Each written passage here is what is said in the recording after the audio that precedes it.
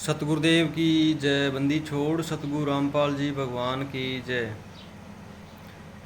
आज मैं आपको बताऊंगा कि रामपाल जी महाराज के नाम से जो फर्जी काम चल रहा है, फर्जी पुस्तक बेचना, फर्जी नामदान केंद्र खोलना, फर्जी आश्रम खोलना, हम पहले से बता रहे हैं कि भाई ये जो लोग हैं ये फर्जी काम करते हैं। इसका नतीजा क्या हुआ कि हल्द्वानी में जो नामदान सेंटर इन गुंडों ने खोल रखा था वो प्रशासन ने बंद कर दिया है। क्यों कर दिया है कि भाई ये आवासीय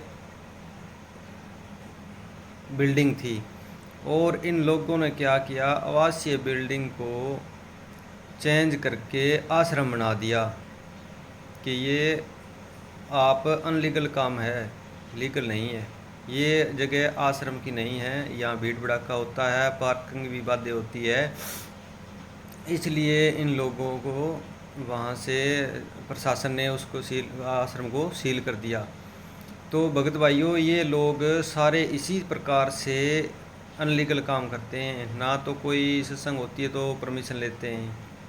मंदसौर में एक व्यक्ति की वहाँ पर मृत्यु हो गई थी, गोली मारकर हत्या कर दी थी बजरंग दल वालों ने।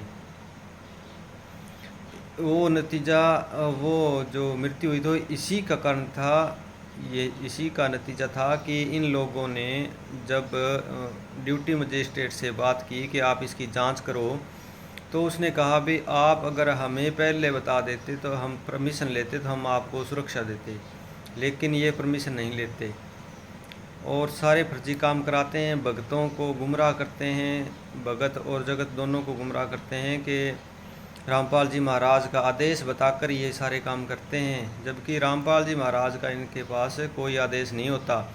अगर रामपाल जी महाराज का कोई आदेश है तो हमें दिखाओ, हम आपके साथ हैं, वरना जनता को और भक्तों को गुमराह करना छोड़ दो और सीधे रास्ते पर आ जाओ। लेकिन ये कैसे आएंगे सीधे? जिन लोगों ने अपने गुरु को नहीं छोड़ा, अपने गुरु के साथ गद्दारी की, उसको भी धोखा दिया, तो ये किसके हो सकते हैं?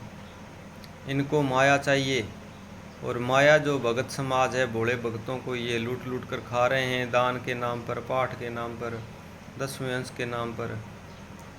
गेहूँ भी दे दो, पैसे दो, खून दान दो, देह दान दो।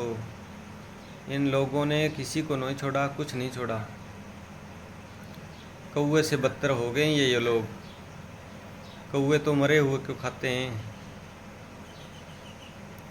कौवा तो वो तो अपना पेट भरने के लिए खाता है बेचारा, लेकिन ये क्या करते हैं, ये तो माया के भूखे लोग हैं, इनका पेट भी नहीं भरता। इसलिए हम भगत समाज से आग्रह करते हैं कि भाई ये मैनेजमेंट जो है ये गुरुद्रोही है, ना कि कोई सच्चाई बताने वाला भगत है, वो गुरुद्रोही है।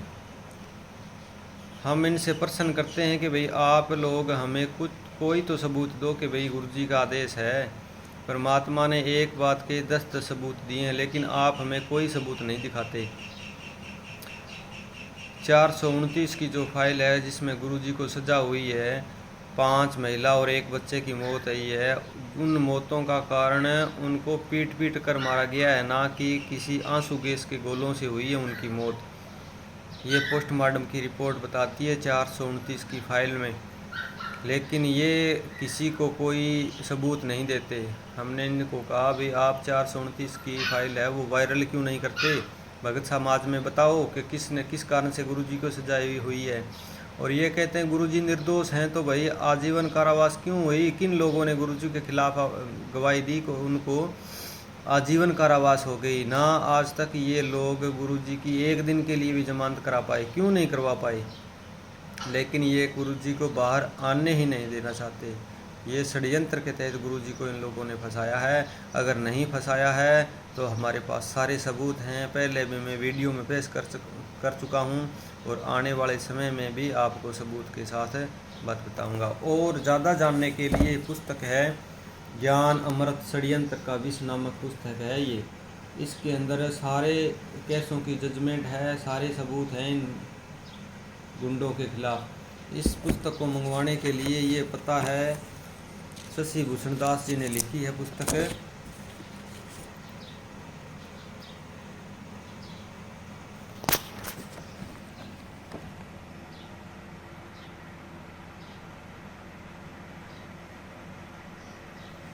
इस पुस्तक को मंगवाने के लिए आप नंबर नोट कर सकते हैं 99-315-92-093। ये बिहार के शशि भूषण दास जी ने लिखी है।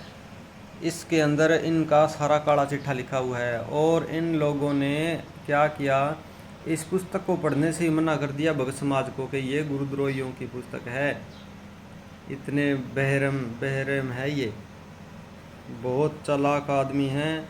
अगर कोई सच्चाई बताने की कोशिश करता है तो ये भगत समाज में पीला पर्चा निकाल देते हैं कि भाई इनका ये उन भगतों से नहीं मिलना, उनसे बात नहीं करनी, उनको आश्रम से नो एंट्री कर दी गई है।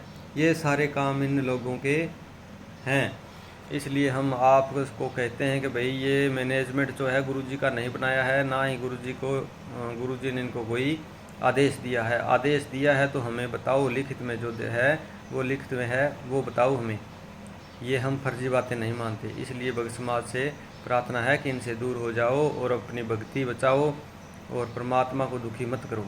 सत साहेब बंदी छोड़ सतगुरु रामपाल जी भगवान की जय।